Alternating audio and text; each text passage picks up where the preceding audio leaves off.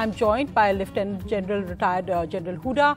Also joining me, Nirupama Rao. Both of them, of course, very well versed in the situation with China over the years. Lieutenant General Hooda, this has unprecedented the killings of 20 Indian soldiers, the worst time between India and China since 1962 and 1967.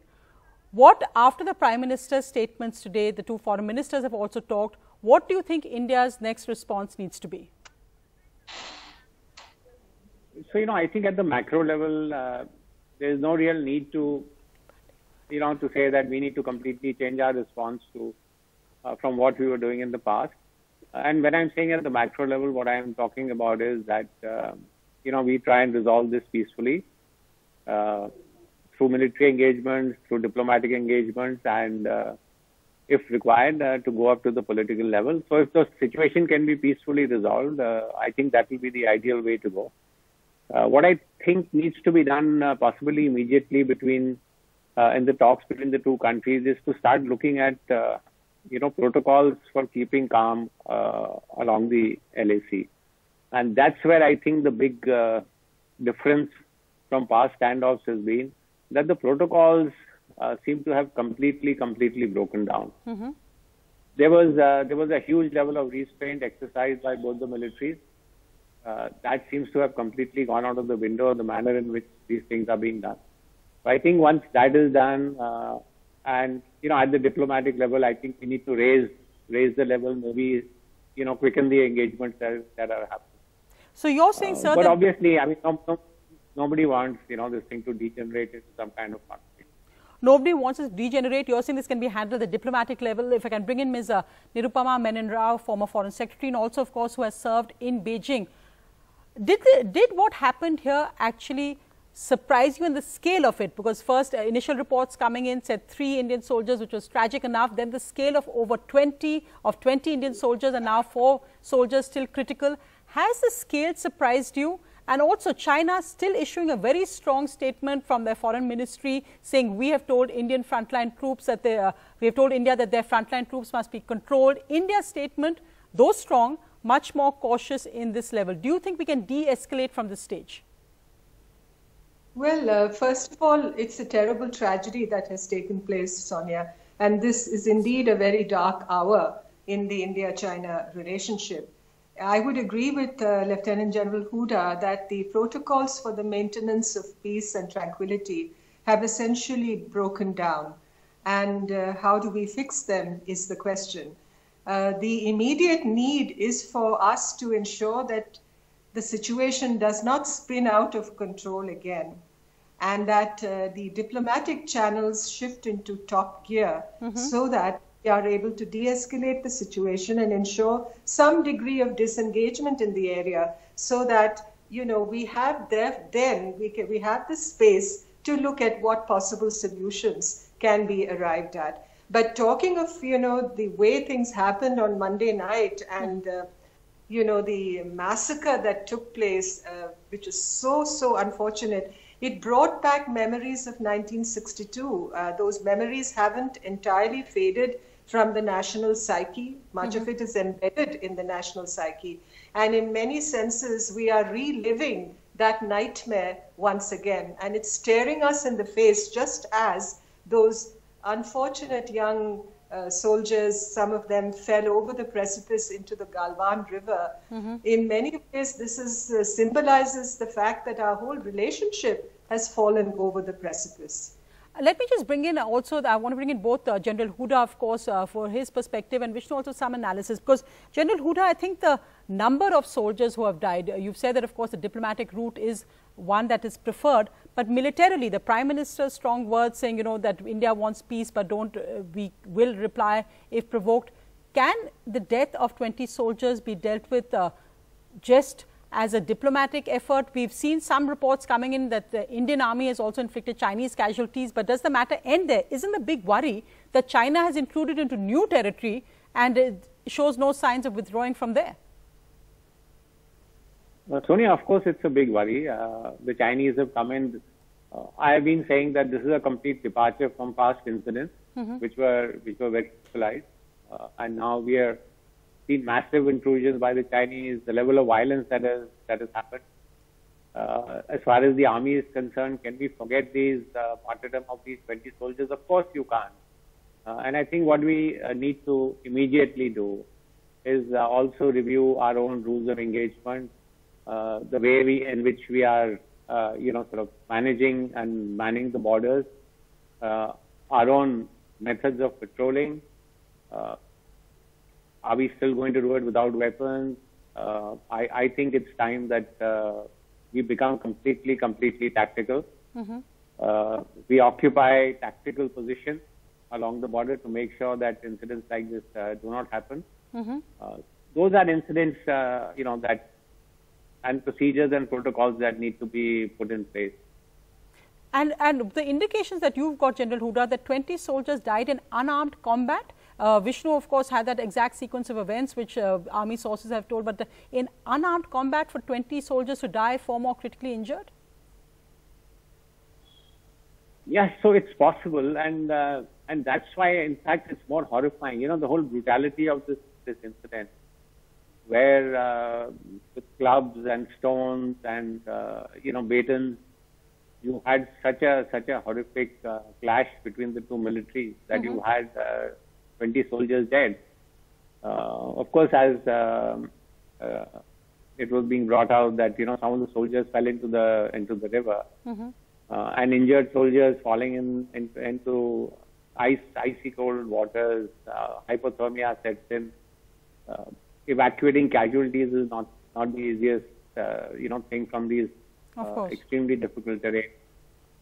So it's possible that it's happened in the manner in which it is described, but the brutality actually is a bit difficult to digest. Of course. Vishnu, come in with your perspective here. Of course, the sequence of events, but the fact that for China, they're not shifting their focus from the point being that after agreeing to a de-escalation, after agreeing to a status quo, they're actually focusing on keeping what completely new claims in this area as well. What's different this time with the China position? Well, they aren't in the Galwan Valley moving back at the moment, and unless there is real progress as far as the foreign minister seemed to indicate right at the end of their statement, it appears that they're here to stay.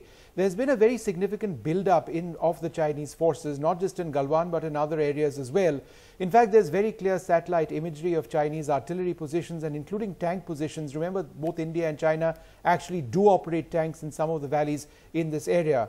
This indicates a larger Chinese presence than we've seen ever before. And quite clearly in this particular area, they're looking to target our road, a road which goes between Darbuk in the south to Daulat Beg Oldi, and is not too far from the Galwan Valley area where the clash took place. But Sonia, one quick point on something that General Hooda actually mentioned to me yesterday, and he mentioned today as well, that India needs to get tactical in how it deals with the Chinese. And he was talking yesterday when I interviewed General Hooda about the rules of engagement. And there has been some developments to this end at Army headquarters, where they are revising or likely to begin very seriously looking at revising the rules of engagement. So basically what this means is, will there be new rules for Indian soldiers to actually open fire if they are threatened, even in the situation of physical skirmishes? That's going to go up the chain, and an important decision will be taken. But that's a decision which is going to go down the rank and file and will affect India's operations along the line of actual control. Let me bring in Ms. Menon Rao again on this. As, of course, a former ambassador to Beijing as well, when we've seen the very strong statement that is coming out of China saying that, that we, after the conversation with our Indian foreign minister, that we have said that keep your frontline troops in control. The Indian statement much more carefully worded, though, of course, very strong words on pointing out that this is a premeditated action by China, rejecting any hint that this is somehow caused by India. How do you read the two statements which have come from both sides, India and China? Well, first of all, I think that the tenor of the Chinese statement, the PLA statement, is far stronger, far more combative, far more unyielding, let me say, than our statement.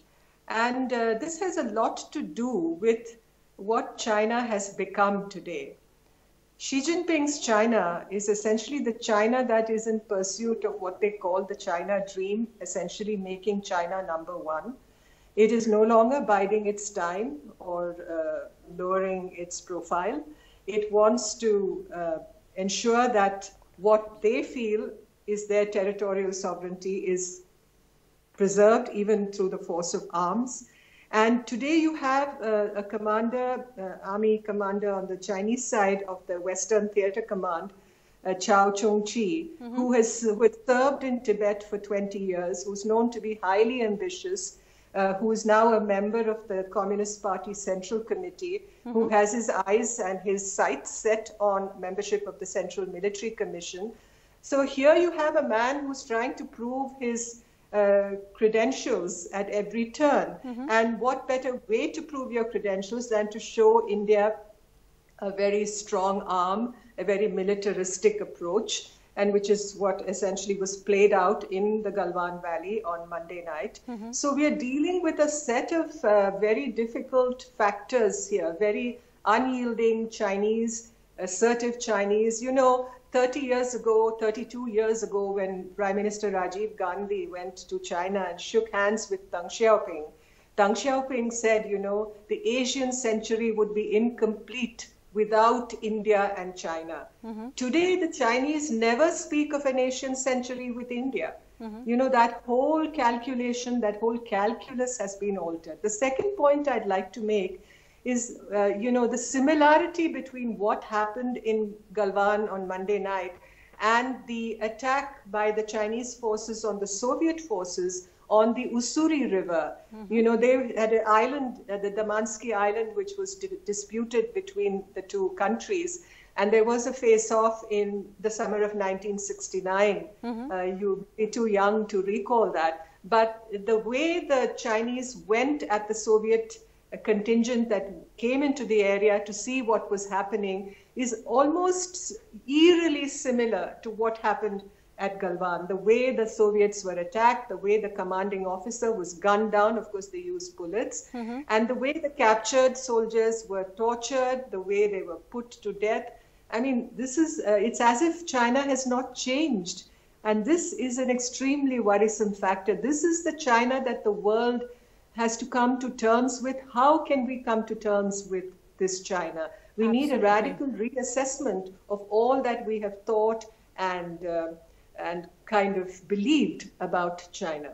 No, of course, and I think you made that point that this is Xi Jinping's China, but General Huda, if I can bring you in, because of course the other aspect would be that strategy-wise, that say Prime Minister Modi's India defense strategy has been very different from earlier strategies. Now we saw what happened on the Myanmar border, we saw Balakot for instance, where it said that this is a new India, that the focus here will be that we will go and go to the enemy in their home space, in Balakot crossing again the LOC. Now for China, it's a very different customer. How can India, even what we say perhaps the BJP would describe as Modi's India, respond to something like this? It can't be the same rules as has happened earlier. Will it redefine our whole military relationship or our military action also with China? Do you see a Balakot-like moment here as well?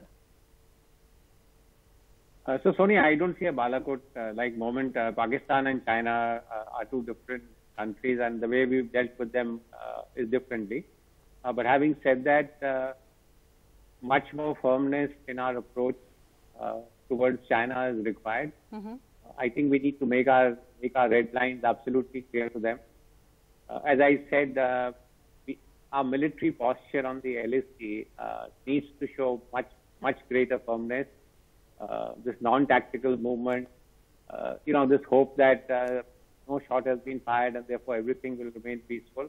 I think this needs to completely change. Ultimately, how are we going to show our national resolve? It's only in the military posture on ground. Yes, diplomats can talk and hope to ease situations, but if you want to show firmness, ultimately I think it's going to be on ground of how the militaries are behaving. And therefore, I think we need to just completely also review our own military preparedness, what we want to do. There are plans in place. There is enough military capability on the ground in Ladakh and even in Arunachal Pradesh that, you know, if the Chinese think they can completely roll over the Indian military, that is not going to happen. And therefore, I think also for political leaders, to take a call that they should not restrict their policy choices. They should not restrict their policy choices just on the thought that the military, equation is weak. So the military is there, and there are enough opportunities in case something is required for us to do. We can do it. Absolutely, General Hooda, Nirupama Menon Roy, thank you both very much for joining us, because really at a time when, with 20 India soldiers dead, what can India's response be? The world, India, China, no one wants an armed conflict, but what are the choices left at the moment diplomatically? Both sides have said they've agreed for de-escalation. Let's see how that plays out. Thank you all very much for joining me.